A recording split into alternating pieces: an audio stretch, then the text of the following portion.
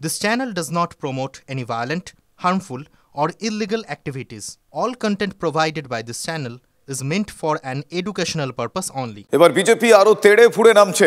21শে জুলাই তৃণমূলের শহীদ সমাবেশের পাল্টা গণতন্ত্র হত্যা দিবস পালনের ডাক তাদের তরফ থেকে দেওয়া হয়েছে। রয়েছে নবান্ন অভিযানের ভাবনাও। আজ রাজভবনের সামনে ভোট পরবর্তী হিংসায় আক্রান্তদের নিয়ে ধর্নার শেষে এই সমস্ত কর্মসূচির কথা ঘোষণা করেছেন বিরোধী দলনেতা শুভেন্দু অধিকারী।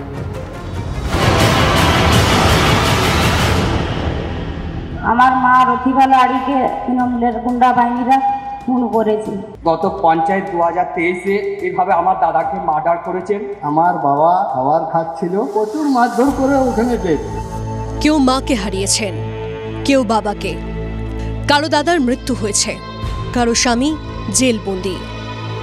তাদের সামনে রেখেই উপনির্বাচনের ফল ঘোষণার পরের দিন ভোট পরবর্তী হিংসার অভিযোগে 4 ঘন্টার ধর্ণা কর্মসূচি পালন করল বিজেপি। রাজভবনের সামনে ধর্ণা মঞ্চ থেকে 21শে জুলাই তৃণমূলের শহীদ সমাবেশের পাল্টা গণতন্ত্র হত্যা দিবস পালনের ডাক দিলেন বিরোধী দলনেতা শুভেন্দু অধিকারী। সেই সঙ্গে নন্দীগ্রামে প্রতিবাদ মিছিল, নবান্ন অভিযান সহ একগুচ্ছ পরিকল্পনার কথাও শোনা গেল তার মুখে। 21 তারিখ গণতন্ত্র হত্যা দিবস হবে, 22 তারিখে সিএসসি ঘেরাও করব, 18 তারিখে আমি আমার নির্বাচন কেন্দ্রে মাস মুভমেন্টের ডাক দিয়েছি। আবার নবান্ন অভিযানের প্রয়োজন আছে বলে মনে করি 17 তারিখে দলের মিটিংয়ে আমি এটা দলের কাছে প্রস্তাব দেব। আমি মনে করি এটা করে বিজেপি আরেকবার তাদের মূর্খামির পরিচয় দিল। শহীদ দিবসের দিন পাল্টা প্রোগ্রাম করে সেই 13 জন শহীদকে অপমান করছে ভারতীয় জনতা পার্টি। এর যোগ্য জবাব প্রত্যেকটা নির্বাচনে তারা পাচ্ছে, আগামী দিনেও পাবে। রাজ্যের প্রধান বিরোধী দল বিজেপি, অথচ ভোট পরবর্তী হিংসা সহ বিভিন্ন ইস্যুতে তৃণমূলের বিরুদ্ধে সেভাবে আন্দোলন গড়ে তুলতে না পারার অভিযোগে দলের অন্দরেই প্রশ্নের মুখে পড়তে হয়েছে দলীয় নেতৃত্বকে। এদিন ধর্ণা মঞ্চেও কার্যত তারই প্রতিধ্বনি উঠে এলো বিজেপি নেতাদের গলায়।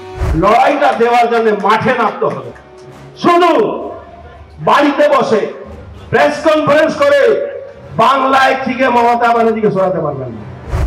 বিরোধী দল হিসেবে বিশ্বাসযোগ্যতা প্রতিষ্ঠা করতে গেলে রাস্তায় নামা ছাড়া যে অন্য কোনো পথ নেই, সে কথাও কার্যত মেনে নিলেন বঙ্গ বিজেপি নেতারা। মাথায় রাখুন যে আক্রমণের প্রতি আক্রমণ থাকবে থাকবে থাকবে, তবেই আমরা বাঁচতে পারবো। আমাদের সেন্ট্রাল গভর্নমেন্ট বাঁচাবে, আমাদের সেন্ট্রাল ফোর্স বাঁচাবে। শুধু এই আশায় থাকলে পরিবর্তন কোনোদিন হবে না।